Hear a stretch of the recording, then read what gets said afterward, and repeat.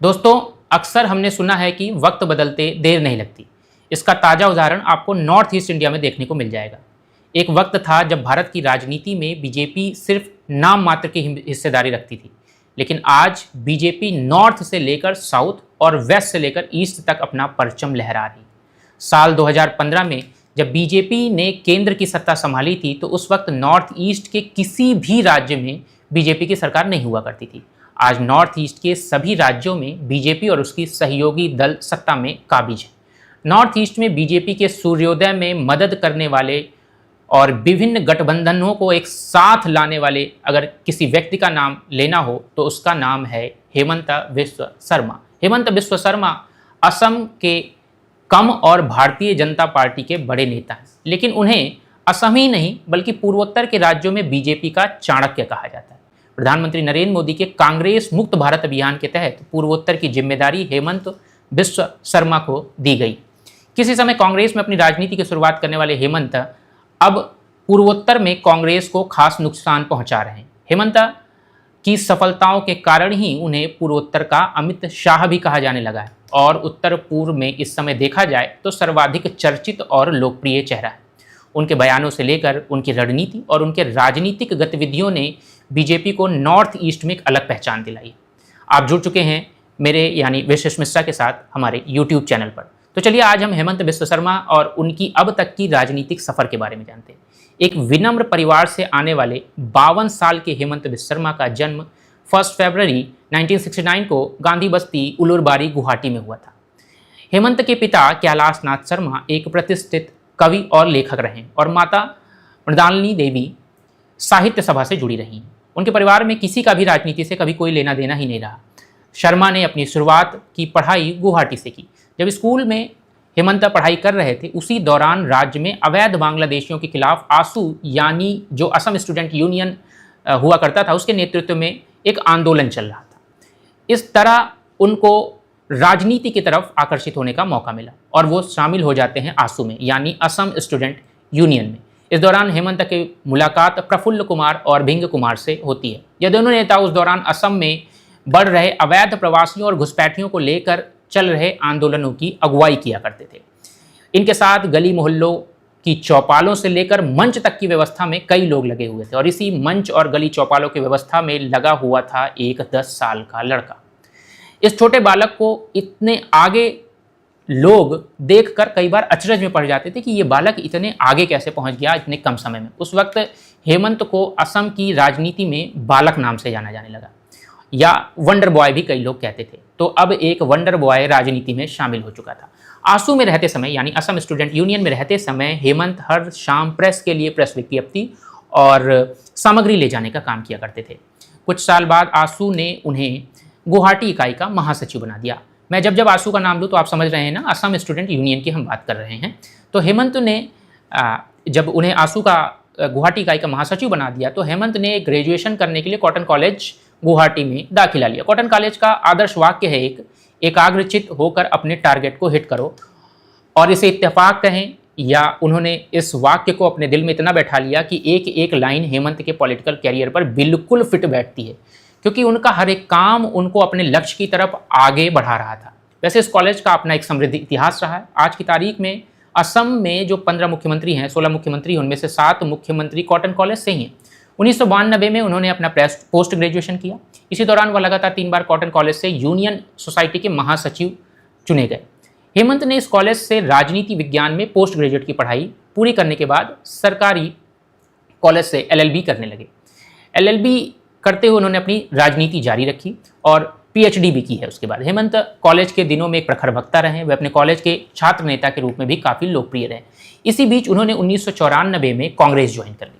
उस समय हेमंत को छात्र और युवा कल्याण के लिए बनी राज्य स्तरीय सलाहकार समिति में सचिव बनाया जाता है। 1996 में उन्हें झालकुबड़ी विधानसभा क्षेत्र से खड़ा किया गया। इस सीट पर आप आश्चर्य करेंगे कि उनके सामने कौन था। उनके सामने खड़े थे असम गण परिषद के कद्दावर नेता भृगु कुकोर जी। जी हाँ, ये वही भृगु जी हैं जिनके साथ हेमंता ने 10 साल की उम्र से ही काम करना शुरू कर दिया था। जब अभी हम हेमंता के शुरुआती जीवन की बात कर रहे थे कि जब उनको वंडर बॉय कहा जा रहा था, बालक कहा जा रहा था, तो जिसके साथ वो काम कर रहे थे भृगु जी ही थे और भृगु अब उनके सामने थे, यानी गुरु के सामने ही वो अपना पॉलिटिकल कैरियर की शुरुआत कर रहे थे। जिस गुरु ने उनको सियासी बाजी सिखाई वही गुरु अब सियासत में उनके सामने था। हालांकि इस चुनाव में हेमंता की हार होती है, हेमंता जीत नहीं पाते हैं, लेकिन इस हार के बाद उनको एक सलाह मिलती है और उस सलाह ने उनका जीवन बदल दिया।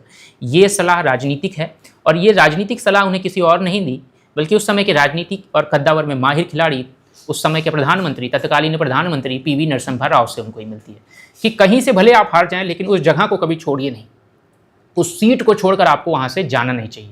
उन लोगों से हमेशा मिलते रहना चाहिए, उनकी समस्याएं सुननी चाहिए। जिस सीट से आप भले हार गए हो, लेकिन उनकी समस्याओं को सुनना छोड़ना नहीं चाहिए। तो उन्होंने यही रुख अख्तियार किया, इसी पर एकदम टिके रहे कि वहाँ के लोगों के से कभी अपना संपर्क नहीं तोड़ा। इस बार फिर से जब चुनाव हुए तो हेमंता नौसिखिया नहीं थे, इस बार उस सीट से हेमंता जीत गए। उन्होंने भृगु बुकान जैसे नेता को हरा दिया। इसके बाद हेमंता को असम की राजनीति में एक नई पहचान मिलती है। शुरू में हेमंता को कृषि योजनाएं और विकास विभाग में राज्य मंत्री बनाया गया, लेकिन 2006 में उन्हें स्वास्थ्य, वित्त मंत्रालय जैसे कई बड़े विभागों की जिम्मेदारी भी मिल गई। वह धीरे धीरे राज्य में मुख्यमंत्री तरुण गोगोई के बाद नंबर 2 की हैसियत में दिखाई देने लग गए। राज्य में सक्रिय विद्रोही संगठनों को नियंत्रण करने के लिए और अवैध नागरिकों से जुड़े बड़े से बड़े मुद्दों पर हेमंता की राय जरूर ली जाती थी। और हेमंता की राय ही नहीं ली जाती थी, उन्हें माना भी जाता था कि भाई हेमंत बिस्व शर्मा की राय जो होती है ना, वो बिल्कुल सही होती है, बिल्कुल सही बात कहते हैं, बिल्कुल सटीक बात कहते हैं, और जो निर्णय क्षमता है, जो उनकी डिसीजन मेकिंग पावर है, एकदम जबरदस्त है। तो उनके कामों के कारण गोगोई के अब वो दाहिने हाथ बन चुके थे, तरुण गोगोई, जो कि उस समय मुख्यमंत्री हुआ करते थे असम के। तो गोगोई उन्हें अपने राजनीतिक क्षमता और प्रशासनिक क्षमता दिखाने का स्वतंत्र अवसर भी दिया करते थे। अन्य राजनीतिक निर्णय, हेमंत किसी भी तरह का राजनीतिक निर्णय हेमंत हर जगह मौजूद हुआ करते थे। वह एक तरह से असम की शैडो सीएम बन गए थे, शैडो मुख्यमंत्री हो गए थे। और लोग ये उम्मीद करने लगे थे कि तरुण गोगोई जब राजनीति से रिटायरमेंट लेंगे तो उसके बाद अगर कोई सीएम होगा तो हेमंता को ही, हेमंता बिस्व शर्मा को ही वो कुर्सी सौंपी जाएगी। तो इस दौरान जब नए चुनाव आ रहे थे, अगले चुनाव आए, तो तरुण गोगोई फिर से जीतकर सीएम बनते हैं और इसका श्रेय हेमंता को ही दिया जाता है, क्योंकि चुनाव प्रबंधन की पूरी तरह से जिम्मेदारी हेमंता के पास ही थी। इस बार उन्हें जिम्मेदारी मिलती है, नए चुनाव हुए, फिर से जब तरुण गोगोई मुख्यमंत्री बनते हैं तो हेमंता को जिम्मेदारी मिलती है शिक्षा मंत्री की। बहुत बड़ी जिम्मेदारी थी उस समय असम में। लेकिन इस बार हेमंत बिस्व और जब मुख्यमंत्री पुनः चुनकर आए तरुण गोगोई, उनके बीच राजनीतिक समीकरण कुछ बिगड़ना शुरू हो चुके थे।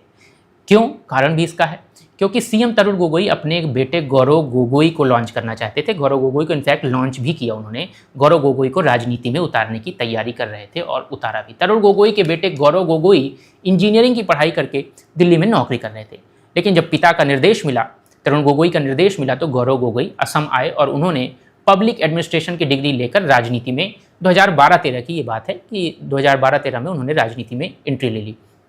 एंट्री कैसे ली कि बड़े बड़े कार्यक्रमों में जहाँ तरुण गोगोई हुआ करते थे वहाँ गौरव गोगोई भी जाया करते थे। अब कार्यक्रमों में उन्हें सामान्य रूप से देखा जाने लगा। उधर राहुल गांधी भी गौरव गोगोई के प्रति झुकाव प्रदर्शित कर रहे थे। इन सब के बीच हेमंत खुद को साइड लाइन महसूस करने लगे कि अब तो सीएम के, वहाँ के मुख्यमंत्री के, खुद के अपने बेटे ही अब सामने आ रहे हैं। तो जो एक कुर्सी फिक्स मानते थे हेमंत बिस्व शर्मा अपनी सीएम की, कि उनका दाहिना हाथ हैं, शैडो सीएम हैं, वो अब धीरे धीरे उनको लगा कि अब तो ये बात जा रही है। क्यों? क्योंकि अब उनका स्थान तरुण गोगोई के बेटे गौरव गोगोई ले रहे थे। तो असम की राजनीति में गौरव गोगोई के आने से थोड़ी सी पकड़ ढीली महसूस करने लगे हेमंता, और ऐसे में हेमंता का मन कांग्रेस से अब हटने लगा था। 2015 आते आते तरुण गोगोई और हेमंता के बीच अनबन बढ़ गई। ऐसे में कहा जाता है कि हेमंता ने बीजेपी नेताओं से संपर्क साधना शुरू कर दिया। अब 2014 में कांग्रेस ने असम के कैंडिडेट की लिस्ट से इनको निकाल दिया, तो हेमंता ने यह संपर्क विपक्षी पार्टी के साथ और मजबूत करना शुरू कर दिया। विपक्षी पार्टी मतलब उस समय उनके लिए विपक्षी पार्टी भाजपा हुआ करती थी, तो उनका संपर्क धीरे धीरे मजबूत होना शुरू हुआ, क्योंकि इनका जो चुनाव में लिस्टिंग में उनका नाम नहीं था, यानी कि उनको किसी भी जगह से लड़ने के लिए नहीं कहा गया था। ऐसा इसलिए क्योंकि 2014 में लोकसभा चुनाव में तरुण गोगोई के बेटे गौरव गोगोई को असम की कालियाबेट सीट से टिकट दे दिया गया था, और गोगोई के व्यवहार से नाखुश हेमंता ने कांग्रेस अध्यक्ष सोनिया गांधी और राहुल गांधी के साथ कई बैठकें की, लेकिन उनके पक्ष में कोई बात नहीं बनी। 2013 और 2014 के बीच हेमंता कांग्रेस के विधायकों के हस्ताक्षर अभियान से लेकर अपने समर्थन में ज़्यादा संख्या होने की बातें बार बार पार्टी हाईकमान के सामने रखते थे, उन्हें समझाते थे कि भाई मेरे पक्ष में ज़्यादा विधायक हैं, मुझे सीएम की कुर्सी मिलनी चाहिए, तरुण गोगोई के बाद अगर किसी को सीएम की कुर्सी मिलनी चाहिए तो मुझे मिलनी चाहिए। तो यही कारण था कि तरुण गोगोई से अब इनकी रिश्ते में दरार आने लगी। जिस तरुण गोगोई के साथ दाहिने हाथ बने रहे, जिसके शैडो सीएम के रूप में इनका जाने लगा, वही तरुण गोगोई के बेटे गौरव गोगोई के आने से अब इनके हेमंत बिश्व शर्मा और तरुण गोगोई के बीच आने लगी दरार। तरुण गोगोई ने रिश्तों में आई इस दरार के बाद पत्रकारों के समक्ष एक वार्ता में कहा था कि हेमंत पर अब वो आंख मूंद कर विश्वास नहीं करते जो पहले किया करते थे। तो अब हेमंता धीरे धीरे कांग्रेस में अलग थलग होने लगे थे। मुख्यमंत्री की कुर्सी को लेकर गोगोई के साथ टकराव के इस पूरे मामले में हेमंत खासकर राहुल गांधी की भूमिका से बेहद नाराज हुए। उनको लगता था कि राहुल गांधी उनके सपोर्ट में रहेंगे, और कई बार हेमंत बिश्व शर्मा ने कई इंटरव्यूज़ में कहा भी है कि राहुल गांधी ने उन्हें मिलने का बहुत कम वक्त दिया, राहुल गांधी ने उन्हें मिलने का वक्त दिया भी तो उनसे सही से बात नहीं की, और इस तरह की कई बातें उन्होंने कई इंटरव्यूज़ में कही भी हैं। तो सार्वजनिक तौर पर उन्होंने कई बार तो प्रेस कॉन्फ्रेंस में भी कहा कि राहुल गांधी को बोल दिया घमंडी। तो 2 साल की खींचतान में कि राहुल गांधी को कभी दोषी ठहरा रहे हैं, कभी तरुण गोगोई को, कभी गौरव गोगोई के बारे में, तो 2 साल तक ये खींचतान चलती रही 2013 से 2015 के बीच में। तो इस खींचतान के बाद हेमंत बिश्व शर्मा ने विधानसभा की सदस्यता से अब आखिरकार इस्तीफा दे दिया, और अगस्त 2015 में उन्होंने बीजेपी अध्यक्ष अमित शाह के घर पर अपने साथ के जो उनके सपोर्ट वाले थे विधायक, 10 विधायकों को साथ सदस्यता ले ली बीजेपी की। लेकिन इसके पीछे भी एक कहानी है। तो सदस्यता लेने से पहले की जो ये कहानी है थोड़ी अच्छी कहानी है, चलिए शुरू करते हैं। कहा जाता है कि हेमंत को बीजेपी में लाने वाले नेता राम माधव हैं, लेकिन कुछ और लोग कहते हैं, कुछ मैगजीन्स कहते हैं कि राम माधव नहीं, असल में वो शख्स सिद्धार्थ भट्टाचार्य थे। दरअसल 2014 से 2015 के बीच असम बीजेपी के अध्यक्ष राम माधव थे।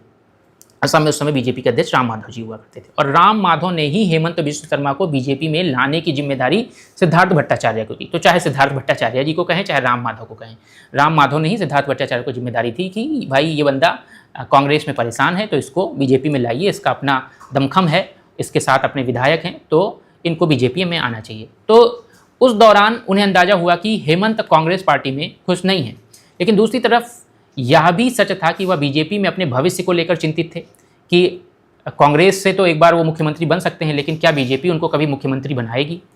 तो इस चिंता के साथ साथ वे बीजेपी से मिलना जुलना शुरू करते हैं, उनके लोगों से मिलना शुरू करते हैं, और सिद्धार्थ भट्टाचार्य की हेल्प से, राम माधव की हेल्प से उनको बातचीत उनकी बीजेपी से लगातार हो रही थी। जुलाई 2015 में सिद्धार्थ हेमंत को दिल्ली लेकर पहुंचते हैं, और दिल्ली लेकर आए तो थे कि वहां जाकर बीजेपी ज्वाइन करा लेंगे, लेकिन हेमंत की तरफ से इस बात को किसी ने रिलीज कर दिया, किसी ने आप कह सकते हैं कि भाजपा की सदस्यता प्राप्त करने से पहले ही इस बात को सार्वजनिक कर दिया गया कि ये सदस्यता लेने जा रहे हैं, और ये बात गुवाहाटी में बैठे सर्बानंद सोनोवाल के पास पहुंच गई। अब एक नया शख्स आ गया, सर्बानंद सोनोवाल। दरअसल आपको बता दें कि सर्बानंद सोनोवाल उस समय बीजेपी के जाने माने नेता थे, और उस वक्त असम में बीजेपी के मुखिया भी थे, और नरेंद्र मोदी कैबिनेट के मंत्री भी थे। तो सोनोवाल नहीं चाहते थे कि हेमंत बीजेपी में शामिल हों। क्यों? क्योंकि सोनोवाल का पहले ही बड़ा कद है।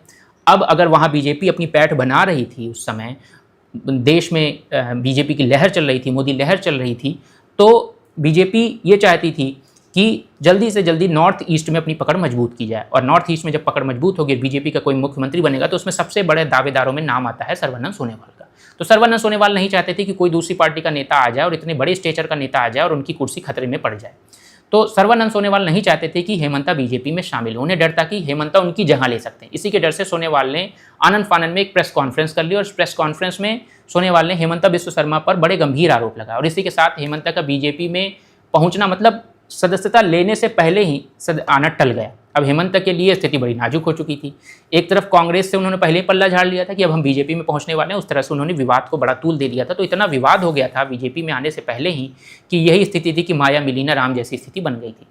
तो कुछ दिनों बाद हेमंत और सिद्धार्थ अमित शाह से फिर से मिलने जाते। उस वक्त बीजेपी के अध्यक्ष अमित शाह हो चुके थे। अमित शाह ने सोनोवाल के द्वारा की गई प्रेस कॉन्फ्रेंस को भूल बताया, उनकी तरफ से माफ़ी मांगी गई कि भाई ये ऐसा कुछ नहीं है, हम जो है माफ़ी मांगते हैं, और हेमंत को आश्वासन दिया कि आपको जो भी उचित होगा वो दिया जाएगा, आपको आना चाहिए, बीजेपी ज्वाइन करनी चाहिए, आप क्यों ऐसे परेशान पार्टी में परेशान हैं, अलग थलग पहले ही पड़ चुके हैं। तो हेमंत ने बीजेपी को ज्वाइन कर लिया फाइनली। अब हेमंत बीजेपी का दामन थाम कर अपने लक्ष्य की ओर बढ़ने लगे। लक्ष्य आपको पता ही है क्या है। जहाँ सोनेवाल को कुशल मैनेजमेंट वाले, अब सोनेवाल और हेमंता में अब थोड़ा सा करीबी आ चुकी थी। सोनेवाल को एक कुशल मैनेजमेंट वाले नेता की जरूरत थी, तो वहीं हेमंता को कांग्रेस से बगावत करके बीजेपी में आए थे, इसलिए उन्हें सोनेवाल की जरूरत थी कि कोई बड़ा नेता उनका हाथ पकड़ ले। लेकिन फिर भी हेमंत का बीजेपी में आना बहुत से नेताओं को पसंद नहीं आया, जो भी ऑब्वियस भी है कि बहुत से नेता पहले से काम करते रहते हैं और दूसरे पार्टी का नेता, एक बड़े स्टेचर का नेता आकर उनकी जो आप कह सकते हो कि उनके जो अधिकार थे उनको छीन लेता है। तो नेताओं के बीच एक बड़ी चर्चित बात यह थी कि असम में हेमंता हैं अपने साथ, इनको कहा जाता था कि रावण है, और अपने साथ 10 सर के लेकर आ गए हैं, मतलब हेमंता रावण है, अपने साथ 10 सर लेकर आ गए। तो ऐसा बातचीत चलती रहती थी उस समय हेमंता के लिए। ऐसा कहा जाता था कि बीजेपी के जो पुराने नेता हैं वो ऐसी बातचीत करते हैं, हेमंता को रावण कहते हैं, या हेमंता और उनके 10 विधायकों के लिए हमेशा कहा जा रहा है। लेकिन हेमंता ने बीजेपी के इस अंदरूनी असंतोष को अपने मैनेजमेंट और पर्सनल लेवल पर जो उनके संबंध रहे हैं उसके दम पर मैनेज कर लिया। और यही बड़ी बात भी होती है लीडरशिप की, और लीडर की एक बड़ी बात होती है कि कैसे आप मैनेज करते हैं प्रॉब्लम को। तो बीजेपी ने हेमंता पर विश्वास किया इसी मैनेजमेंट के कारण कि भाई ये बंदा एकदम बुद्धिमान भी है और ज़बरदस्त है और रणनीतिकार एक ज़बरदस्त है। तो हेमंता पर विश्वास किया और 2016 में होने वाले चुनाव के लिए उन्हें पार्टी का संयोजक बनाया जाता है। इस दौरान प्रधानमंत्री नरेंद्र मोदी की लहर का असर था। असम में बीजेपी की ऐतिहासिक जीत होती है, लेकिन हेमंता की उसमें भूमिका बहुत बड़ी होती है। दरअसल अपने 10 विधायकों के साथ हेमंत बीजेपी में शामिल हो जाने से कांग्रेस के कार्यकर्ताओं का मनोबल बड़ा कमजोर पड़ गया था, और यही कारण था कि 2011 की विधानसभा चुनाव में 5 विधायक वाली बीजेपी ने 2016 में 60 सीटें जीती, मतलब 5 से सीधे 60 पर पहुंच जाती हैं। और चुनाव के दौरान, चुनाव जब कैंपेनिंग चल रही थी उस दौरान भी कई मौक़ों पर जब हेमंता ने कहा कि बीजेपी गठबंधन इस बार 80 से अधिक सीट्स लाएगी, तो कई बार लोगों को ये असंभव लगता था कि ये कैसे हो जाएगा, 5-10 सीट वाली पार्टी कैसे 80 सीट पा जाएगी। लेकिन उनका ये चुनावी गणित बिल्कुल सही साबित हुआ और 2016 के चुनाव में 86 सीटों पर उन्हें जीत मिलती है बीजेपी को। असम में पहली बार 2016 में ही बीजेपी की सरकार बनी थी, लेकिन तब शर्मा को मुख्यमंत्री यानी हेमंता को मुख्यमंत्री नहीं बनाया जाता है और उनकी जगह मृदुभाषी सर्बानंद सोनोवाल सरकार का चेहरा बनते हैं। Hemanta North East Democratic Alliance में रह चुके थे, लेकिन सोनोवाल सरकार की ज़्यादातर कल्याणकारी योजनाओं की रूपरेखा हेमंत बिस्व शर्मा ही खींचा करते थे और अपनी क्षमता का प्रदर्शन भी करते थे। कई बड़ी योजनाएं उनके ही दिमाग की उपज थी। असम में बीजेपी की शानदार जीत से उस समय पार्टी के राष्ट्रीय अध्यक्ष अमित शाह को इस बात का एहसास हो गया कि हेमंत प्रधानमंत्री नरेंद्र मोदी के कांग्रेस मुक्त भारत के अभियान को पूर्वोत्तर राज्यों में सफल बना सकते। इसी मिशन के तहत 24 में 2016 को नॉर्थ ईस्ट डेमोक्रेटिक अलायंस यानी जो नेडा है NEDA का संयोजक बनाया जाता है, उनके नॉर्थ ईस्ट डेमोक्रेटिक अलायंस का संयोजक बनाया जाता है। और इसी के साथ हेमंत बीजेपी के अश्वमेध यज्ञ के घोड़े पर सवार हो जाते हैं और पूर्वोत्तर की विजय की यात्रा पर निकल पड़ते हैं। एक के बाद एक आज वो पूर्वोत्तर में बीजेपी का राज कायम करते जाते हैं। बहरहाल जिस दौरान बीजेपी पूर्वोत्तर में कांग्रेस को हराने में लगी पड़ी थी, उस दौरान अरुणाचल प्रदेश में राजनीतिक उठापटक चल रही थी। जोड़ तोड़ और जुगाड़ की राजनीति में माहिर हेमंत ने एक ऐसा दांव खेला कि कांग्रेस छोड़कर पीपुल्स पार्टी और अरुणाचल में शामिल हुए अरुणाचल प्रदेश के मुख्यमंत्री पेमा खांडू अपने 33 विधायकों को लेकर बीजेपी में शामिल हो जाते हैं। इसी तरह 2017 में 60 सीटों वाली मणिपुर विधानसभा में चुनाव में कांग्रेस 28 सीट जीतकर सबसे बड़ी पार्टी बनी थी, लेकिन इसके बावजूद बीजेपी अपने 21 विधायकों के साथ आज भी वहां गठबंधन की सरकार का नेतृत्व कर रही। कहीं ना कहीं इन सब में कहा जाता है कि हेमंता का बहुत बड़ा योगदान था, बहुत बड़ा रोल था, बहुत बड़ी रणनीति थी, क्योंकि जब भी मणिपुर में सरकार पर कोई संकट मंडराता था तो सबसे पहले वहां हेमंता को भेजा जाता था, हेमंत बिस्व शर्मा को भेजा जाता। त्रिपुरा जैसे राज्य में बीजेपी की सरकार बनाने से लेकर मेघालय, मिजोरम और नागालैंड की सरकार का पार्टनर, नागालैंड में सरकार का पार्टनर जो सरकार है उसमें एक बड़ा पार्टनर बीजेपी है, बड़ी पार्टनर के रूप में बीजेपी है। तो पार्टनर बनने तक हेमंता ने उत्तर पूर्व राज्यों में कांग्रेस का सफाया करने में बड़ी भूमिका निभाई है। वे कड़ी मेहनत करने के साथ साथ प्रदेशों के जटिल मुद्दों की भी समझ रखते हैं, क्योंकि वहीं के हैं तो जटिल मुद्दों की समझ रखते हैं। और उनकी राजनीति और रणनीति दोनों जबरदस्त है। इसीलिए कई बार उनका नाम अमित शाह से जोड़ा जाता है कि जिस तरह अमित शाह देश के चाणक्य हैं, देश की राजनीति में बहुत बड़ा योगदान रखते हैं, बहुत जबरदस्त रणनीति बनाते हैं, उसी तरह Hemant Biswa Sharma north east India में, पूर्वोत्तर भारत में चाणक्य की तरह काम करते हैं, अमित शाह की तरह काम करते हैं और बीजेपी के संकट मोचक के रूप में काम करते हैं। 2026 चुनाव में असम के मुख्यमंत्री हेमंत बिस्व शर्मा बन चुके हैं और हेमंत बिस्व शर्मा केवल असम के मुख्यमंत्री नहीं बने। आपने देखा होगा कि पश्चिम बंगाल में भी उनका काफ़ी बड़ा प्रभाव रहा और जैसे ही असम के चुनाव खत्म हुए वो पश्चिम बंगाल के दूसरे चरण की सीट में भी प्रचार करने चले गए। तो हेमंत बिस्व शर्मा ने पूर्वोत्तर भारत के साथ साथ पूर्वी भारत में भी बीजेपी की पकड़ बनाने में बड़ी महत्वपूर्ण भूमिका निभाई। कई बार तो अब पीएम पद के लिए भी कई बार नाम चलता है, तो उस लिस्ट में हेमंत बिस्व शर्मा का नाम कहीं ना कहीं ऊपर नीचे देखने को मिल जाता है। तो आपने आज हेमंत बिस्व शर्मा के बारे में जाना। किस और नेता, किस और राजनीतिक कद्दावर नेता, किस और राजनीतिक घटना के बारे में आप जानना चाहते हैं, हमें कमेंट करके जरूर बताइए। और ये सेशन आपको कैसा लगा हमें ज़रूर बताइए। Thank you so much to all of you.